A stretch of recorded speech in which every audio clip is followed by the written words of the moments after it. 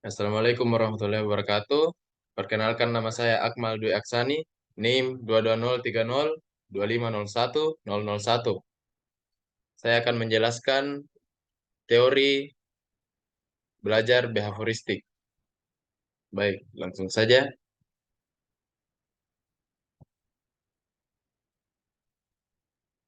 Pengertian teori behavioristik. Teori behavioristik adalah teori belajar yang mengedepankan perubahan perilaku peserta didik sebagai hasil proses pembelajaran. Terjadinya perubahan tingkah laku diakibatkan oleh adanya interaksi antara stimulus dan respon. Teori ini berorientasi pada perilaku yang lebih baik. Teori ini memiliki beberapa prinsip, yaitu apabila seseorang sudah mampu menunjukkan perubahan perilaku, maka dikatakan sudah belajar. Artinya, kegiatan belajar yang tidak membawa perubahan perilaku tidak dianggap belajar menurut teori ini.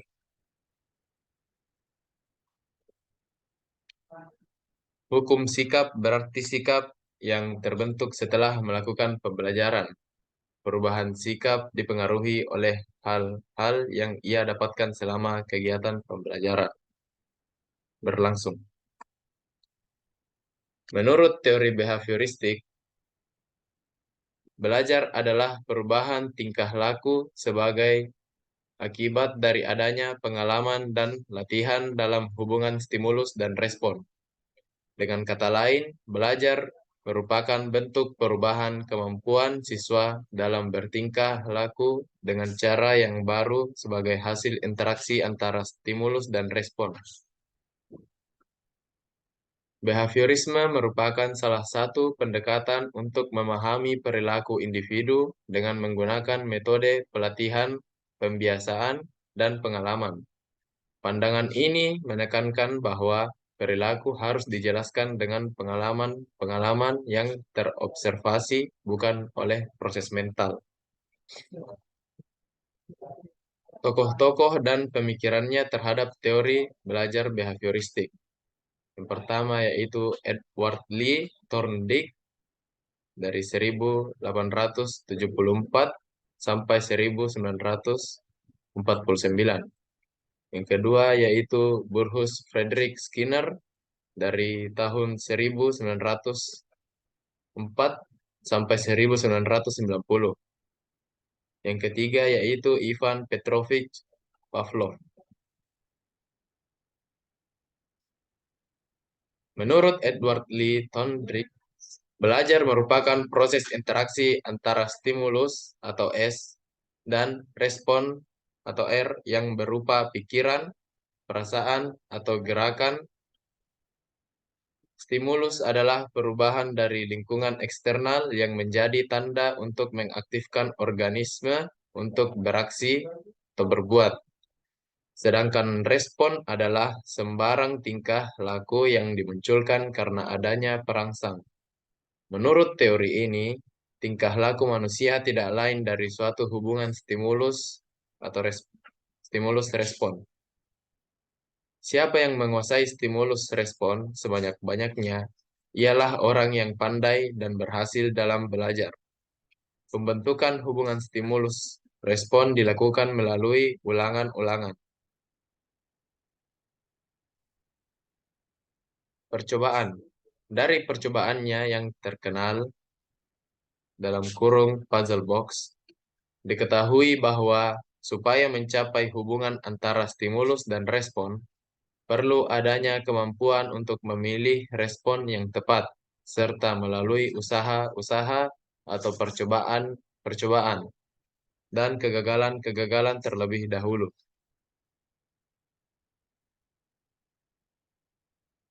Hukum-hukum dalam belajar menurut Thorndike. Hukum kesiapan atau law of readiness. Kesiapan untuk bereaksi terhadap suatu stimulus yang dihadapi sehingga reaksi tersebut menjadi memuaskan. Yang kedua, hukum latihan. Law of exercise. Prinsip dalam hukum latihan ini adalah tingkat frekuensi untuk mempraktikkan seseringnya menggunakan hubungan stimulus-respon sehingga hubungan tersebut semakin kuat. Hukum ini mengenai istilah law of use dan law of disuse. Yang ketiga adalah hukum akibat atau law of effect. Suatu tindakan atau tingkah laku yang mengakibatkan suatu keadaan yang menyenangkan dalam kurung cocok dengan tuntutan situasi akan diulangi, diingat, dan dipelajari dengan sebaik-baiknya. Begitupun sebaliknya. Selanjutnya, menurut Burrhus Frederick Skinner, menurut beliau, perilaku individu dikontrol melalui proses operant conditioning, di mana seseorang dapat mengontrol perilaku organisme melalui pemberian reinforcement yang bijaksana dalam lingkungan yang relatif besar.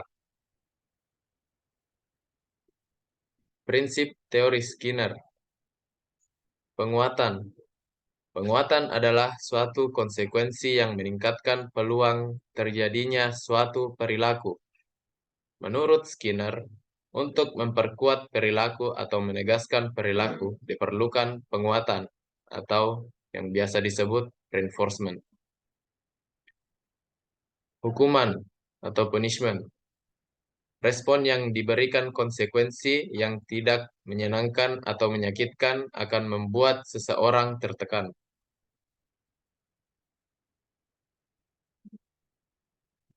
Adapun beberapa prinsip belajar Skinner.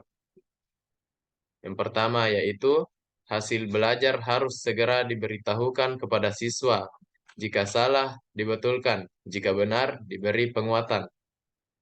Yang kedua yaitu proses belajar harus mengikuti irama dari yang belajar. Ketiga, materi pelajaran digunakan sistem modul. 4. Dalam proses pembelajaran, lebih dipentingkan aktivitas sendiri. Kelima, yaitu dalam proses pembelajaran, tidak digunakan hukuman. Yang terakhir, dalam pembelajaran digunakan shaping.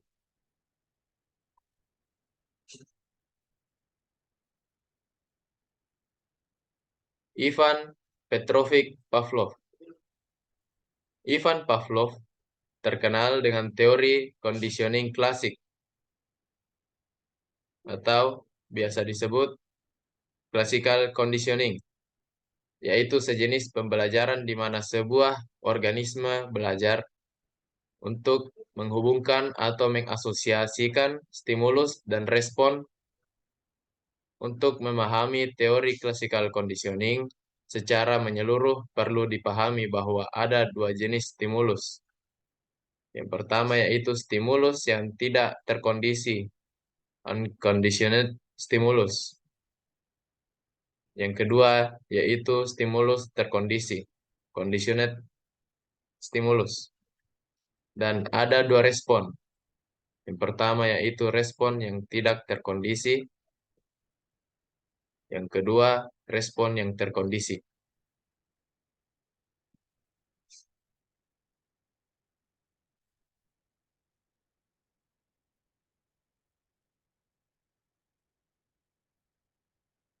Faktor lain yang juga penting dalam teori Pavlov. Yang pertama, generalisasi. Melibatkan kecenderungan dari stimulus baru yang serupa dengan stimulus terkondisi asli untuk menghasilkan respon serupa. Yang kedua, diskriminasi. Organisme merespon stimulus tertentu, tetapi tidak terhadap yang lainnya. Ketiga, pelemahan, extinction. Proses melemahnya stimulus yang terkondisi dengan cara menghilangkan stimulus yang terkondisi.